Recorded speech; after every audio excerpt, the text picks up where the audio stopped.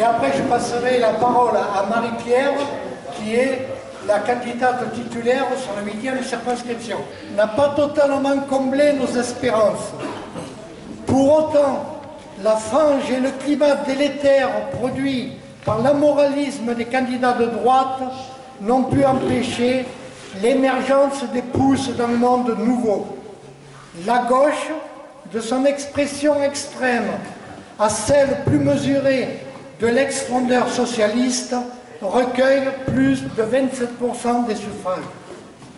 C'est bien plus que n'en obtient celui qui s'érige en redouteux du système, M. Macron. Mais, ironie de l'histoire, 75 ans après, le contre-pied d'un constat du maréchal Pétain s'applique à la situation actuelle. Un vent mauvais s'est levé sur la France. Ce vent, c'est celui que souffle son héritière idéologique, Marine Le Pen. Son discours est nettement d'inspiration fascisante. Sa colonne vertébrale est l'exaltation exacerbée du nationalisme. De racailles en voyous, d'immigrés en étrangers, de casseurs en manifestants, de faux chômeurs en assistés, de syndicalistes en journalistes mambassans, la liste de ceux qu'elle désigne comme fossoyeurs de la nation est impressionnante. Ne reste plus à y inclure demain ceux qui ne partagent pas ses opinions. Oui, il n'y a pas l'ombre d'un doute, d'une hésitation. Le 7 avril, il faut barrer la route à l'expression féminine du fascisme hexagonal. Il faut battre Marine Le Pen. Dans le système actuel, il n'est pas de manière plus démonstrative, plus explicite, plus efficace que de voter pour l'autre candidat en lice. C'est accepter par abnégation, se condamner à la double peine, ne pas avoir le choix de son candidat et devoir voter pour celui dont on vient de combattre l'idéologie libérale. Pour certains, ce pas est moralement impossible à franchir. Ils envisagent de se réfugier dans le vote blanc ou nul. Méditant cette affirmation d'Aragon, quand les blés sont sous la grêle, fou qui fait le délicat, fou qui songe à ces querelles au cœur du commun combat, ne les rejetons pas. De même, ce qui se profile, ce sont des voix supplémentaires qui se porteraient sur le bulletin Le Pen.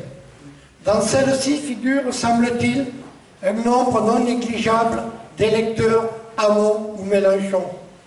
Nous en avons forcément dans notre entourage. Mettons cette semaine l'essentiel de notre énergie à leur montrer qu'ils se trompent de colère. Une voix pour Le Pen, ce n'est pas une voix contre les représentants du système, c'est une voix contre la démocratie, fût-elle bourgeoise ou libérale. Puis viendra le temps de notre choix, les législatives. Ce scrutin est capital pour le contenu des 5 ans à venir. Les périodes de cohabitation l'ont montré. Les députés peuvent mettre en œuvre une politique qui n'est pas celle du président. Pour ces élections, comme ils le proposent depuis 10 mois, comme ils l'ont fait pour la présidentielle, les communistes demandent l'union de toutes les forces de gauche. Une véritable union et non l'embrigadement dans une mouture au XXIe siècle du parti unique.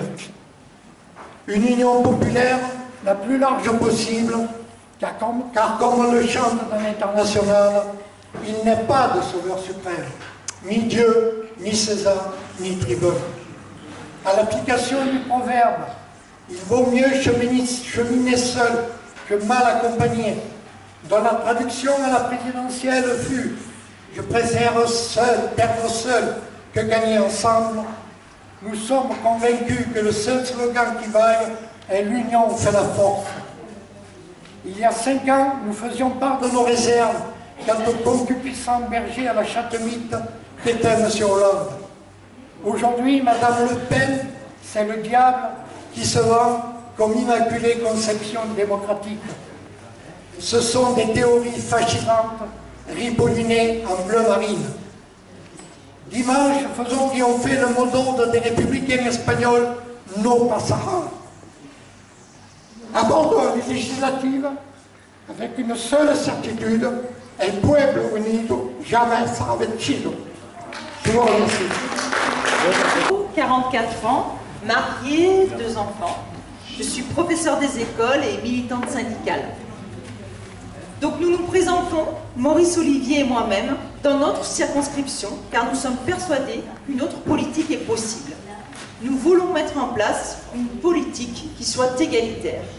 Ce que nous souhaitons, c'est préserver et développer l'ensemble des services publics pour que toute la population de notre territoire ait accès à ces services.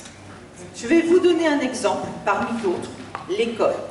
Nous lutterons contre toutes les fermetures de classes et pour les ouvertures de classes et d'établissements. Nous nous battrons pour que soient recrutés les remplaçants, les enseignants spécialisés, pour que la formation initiale et la formation continue soient revues. Nous voulons aussi des soins de qualité et une protection sociale du XXIe siècle. Pour cela, nous défendons un remboursement à 100%, la mise à contribution des revenus financiers pour abonder la protection sociale, la création de centres de santé sur tout notre territoire, le maintien d'hôpitaux à taille humaine, la revalorisation de la mission des personnels de santé. Nous souhaitons, dès le début de notre mandature, l'abrogation des lois Bachelot et Touraine. Les menaces qui pèsent sur les hôpitaux de Draguignan et Brignoles seront combattues. Nous n'accepterons aucune suppression de services, aucune suppression de postes. En ce qui concerne l'emploi, nous voulons l'abrogation de la loi Macron et du CICE, de la loi El Khomri, au profit d'une loi sur la sécurisation de l'emploi et de la formation. Nous souhaitons le développement d'une économie sociale et solidaire autour du bio, du bois, de la céramique. Nous soutiendrons le maintien d'une agriculture de qualité. Nous nous opposons à une politique qui vise à transformer notre circonscription en une circonscription dortoir ou une réserve touristique. Il faut aussi produire autrement en favorisant les emplois dans les filières d'avenir, l'énergie, avec notamment les énergies renouvelables. D'autre part, les spécificités locales doivent être respectées. C'est pourquoi il faut reconsidérer certains aspects de la loi NOTRe qui entend modifier l'organisation territoriale de la République. Pour nous, la commune et son autonomie doivent rester le socle incontournable. Nous mettrons en place une politique qui prônera la solidarité avec les réfugiés. Ceux-ci fuient la guerre et la misère et cherchent refuge dans notre pays. Nous condamnons l'intervention de l'armée, de la gendarmerie et de la police à l'encontre des exilés et des militants de la solidarité qui leur viennent en aide. Nous exigerons que soit mise en place une véritable politique d'accueil ouverte et humaine dans notre pays avec l'ouverture de centres d'accueil. L'égalité femmes-hommes doit enfin devenir une réalité dans notre société.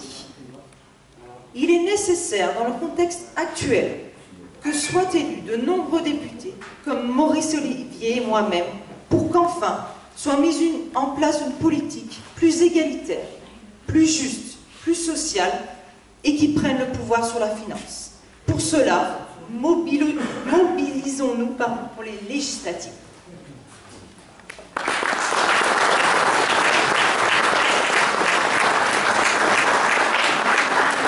Alors, comme on sait que ventre affamé n'a pas d'oreille, on va proposer de passer tout de suite au repas et, à l'occasion du dessert et du café, entamer une discussion avec tous ceux qui le souhaitent. D'accord? Oui. Mais là, autant, vu le retard pris, autant commencer tout de suite.